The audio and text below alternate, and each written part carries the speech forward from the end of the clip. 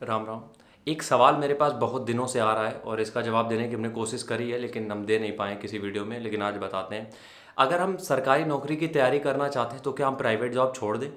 अब देखो, इसके पीछे दो रीज़न हैं और दोनों बातें हम डिटेल में समझाएंगे, प्यार से समझना।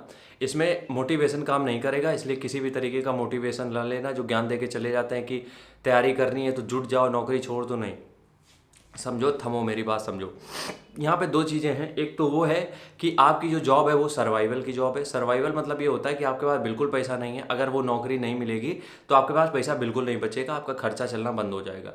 इस कंडीशन में नौकरी नहीं छोड़ सकते हो, क्योंकि सरकारी नौकरी करनी है वो बहुत बेहतरीन चीज़ है, लेकिन सरकारी नौकरी में अनसर्टेनिटी बहुत है। मतलब कि लगेगी कि नहीं लगेगी, कितने साल लग जाएंगे ये नहीं पता, और भूखे तो मरना नहीं है तुम्हें।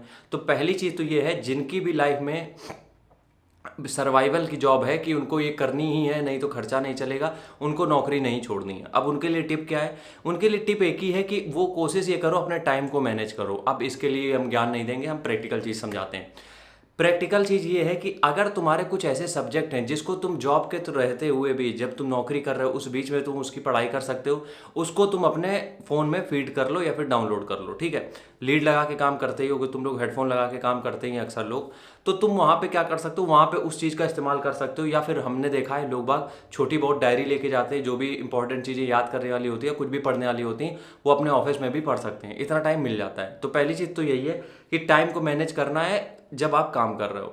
अब जब आप घर आते हो, जितना भी आपके पास टाइम बचा है, अब उसमें देखो तुम्हारा मैक्सिमम टाइम जो है वो पढ़ाई को जाना चाहिए। क्योंकि क्या होता है, जब तुम जॉब करके आए हो, देखो एक्स्ट्रा एफर्ट तो लगाने पड़ेंगे, थोड़ी मेहनत ज़्यादा करनी पड़ेगी, ठीक है।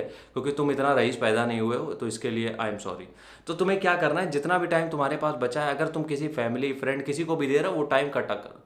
मतलब वो टाइम खत्म कर दो बिल्कुल, किसी को भी किसी तरीके का कोई टाइम मत दो। अब उस बीच में तुम एक काम करो कि एक किसी का भी पेड कोर्स ले लो। ये मेरी मतलब रिक्वेस्ट है तुम लोगों से। मेरा किसी चैनल के साथ कोई टाइजअप नहीं है या फिर किसी का हम प्रमोशन नहीं कर रहे हैं, बस इतना बता रहे हैं। एक जब तुम पेड कोर्स ले लेते हो तो तुम्हारी तैयारी आसान हो जाती है, क्योंकि वहाँ पे उन लोगों ने तुम्हें पूरा स्ट्रक्चर करके दे दिया है कि भैया इस तरीके से पढ़ना है तुम्हें, और इस तरीके से पढ़ के तैयारी तुम कर ले जाओगे।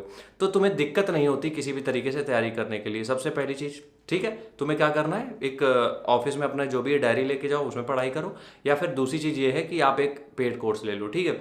तीसरी चीज़, जब भी तुम्हें छुट्टी का टाइम मिलता है, क्योंकि हर एक उसमें छुट्टी होती है, सब कुछ होता है, तो छुट्टी में कोशिश ये किया करो कि जितना हो सके मैक्सिमम टाइम तुम अपने जो सिलेबस उसको ख़त्म करने में अगर लगा सकते हो तो लगा दो, जितना मैक्सिमम टाइम हो सकता है। और आखिरी प्लान यही है कि जब भी तुम्हारा पीक टाइम होता है, हफ्ते भर बचे हैं एग्जाम को, 3-4 दिन बचे हैं, तो ऑफिस से छुट्टी ले सकते हो। अगर उसका कुछ पैसा कटता भी है, चलता है, कोई दिक्कत नहीं है, उसका पैसा कटवा लो, 7 दिन का कोई दिक्कत नहीं है। 7 दिन आखिरी के तुम जम के तैयारी करो ताकि एग्जाम में अच्छे से कर पाओ। ये तो हो गई उन लोगों की बात जिनकी जॉब है सर्वाइवल की। दूसरे लोग वो हैं जो एक अच्छी पोस्ट पे नौकरी कर रहे हैं और अच्छा एग्जाम एक तैयारी करके और एक अच्छा पैकेज लेके तैयारी कर, मतलब नौकरी कर रहे हैं। उनका फैमिली बैकग्राउंड बेहतर है, कोई ज़्यादा इतने पैसे की दिक्कत नहीं है।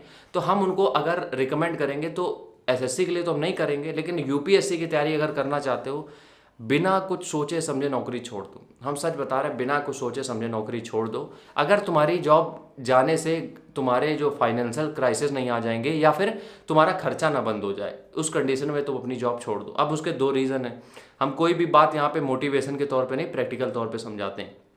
अगर तुम्हारा अच्छा पैकेज था, तुम किसी अच्छी कंपनी में जॉब कर रहे हो, इट मीन्स कि तुम्हारे पास इतना एक्सपीरियंस आ चुका है कि तुम्हें अगर नौकरी नहीं मिलती वाली तो किसी ना किसी कंपनी में जॉब मिल ही जाएगी, एनी हाउ कैसे भी। अगर तुमने इतनी पढ़ाई करी है, मिल जाती है, ठीक है।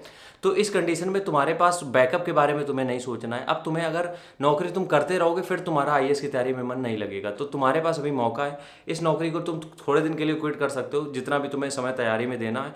और प्रॉपर तैयारी में अगर दोगे तो यकीन मानो, ज़्यादातर हमने यही देखा है, लोगों ने क्रैक की है जॉब, ये यूपीएससी क्रैक किया है। जितने लोग भी ये कारपोरेट सेक्टर छोड़ के आए हैं कि हमें नहीं करना है और यूपीएससी में आए हैं, वो उन्होंने जॉब क्रैक की। क्यों?